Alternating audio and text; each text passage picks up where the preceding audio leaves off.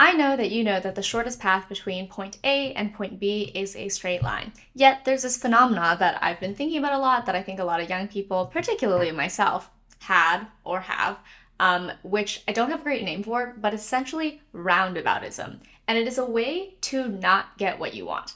I have a few examples to try and explain this concept of roundaboutism, and the first example is with college admission.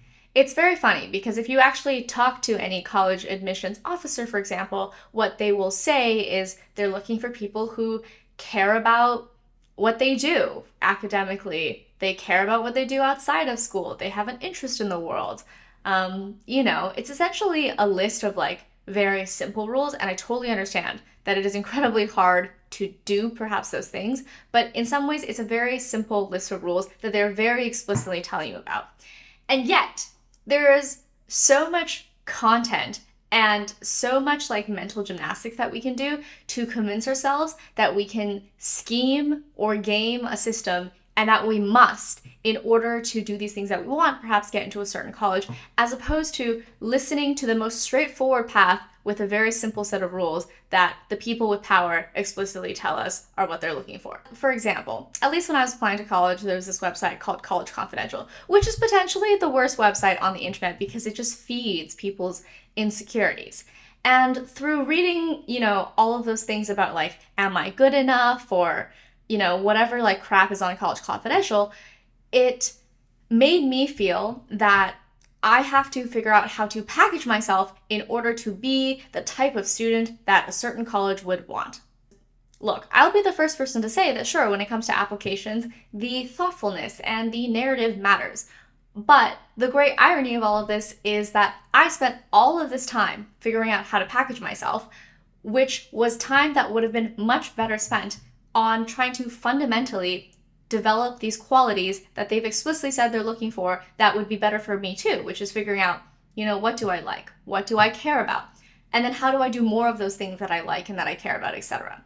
In other words, I, or anyone who's trying to figure out how to package themselves for college applications, is actually doing a very roundabout methodology of trying to get to the very thing that they want to do, which is to be the type of person that a school that you might want to go to would let in. That being that type of person is actually a much more straightforward path than figuring out that packaging to try and seem like that type of person. And I can prove this to be true because I was the type of person in college who built up a resume to try and look good.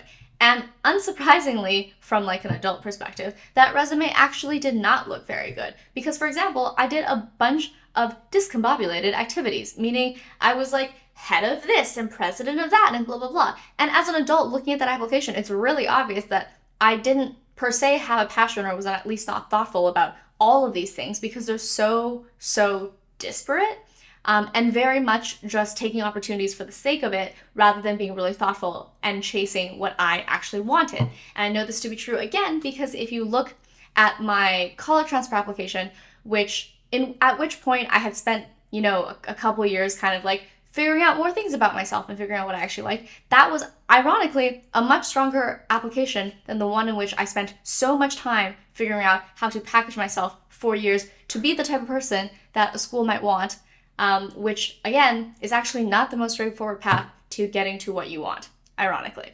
So a second category in which I think this comes up frequently is with friendships or perhaps relationships generally. Have you ever met someone where they're really trying to convince you that they are smart and that they're successful and that they're popular and that they're funny and that's why you should be friends with them? It seems psycho, and you can read the psychoness when you're talking to people like that. It's funny because those people, like everyone else, are just chasing genuine relationships and they want friends and they want community. And yet, if you've ever met someone like that, like you can feel that something about this feels weird. And the thing that feels weird is probably that they're trying to convince you that they're someone worthy of being friends of, which is not how friendships work. Because again, when it comes to friendships, there's actually very simple rules. So for example, like how do you make friends? It's really be friendly towards people and communicate well with them and put an effort into those relationships in order to spend time together and enjoy mutual activities and stuff like that. It is not be so impressive that people can't be mean to you, they must like you.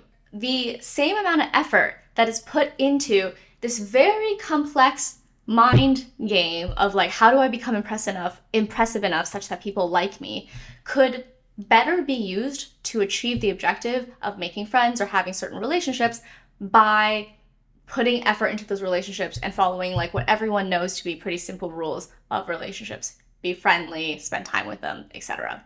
By the way, I have a lot of empathy for people who are struggle busing on this roundabout route because it usually comes from societal expectations, cultural expectations, I don't know, personal pressure, stuff like that. I think it, in other words, like often comes from a good place, but it is the wrong approach. Something I've been spending a lot of time thinking about lately is earnestness, which I think is very much the opposite of roundaboutism.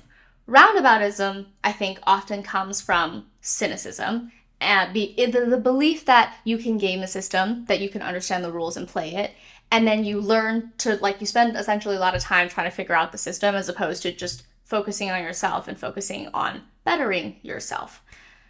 The opposite of that are people who are really earnest because they, for whatever reason, are not paying attention to other people. They're essentially focusing on themselves and how to better themselves. I've found, at least so far from what I can see, that people who are earnest get way further in life than people who are not. And in particular, they get way further with people who are high quality. There's a lot of low quality people who have schemed their ways to certain things, but those are also probably not the type of people that you want in your circles anyways. Not only did it take me a long time to learn this, I'm still working on this in terms of focusing on being earnest and catching myself when I'm scheming, because I remind myself that that is a very roundabout method and the much, much longer path to the thing that I ultimately want. Hopefully, you will learn this lesson too. If you are open to hearing my other random musings, feel free to subscribe to this channel or comment any of your thoughts on this stuff. See you. Bye.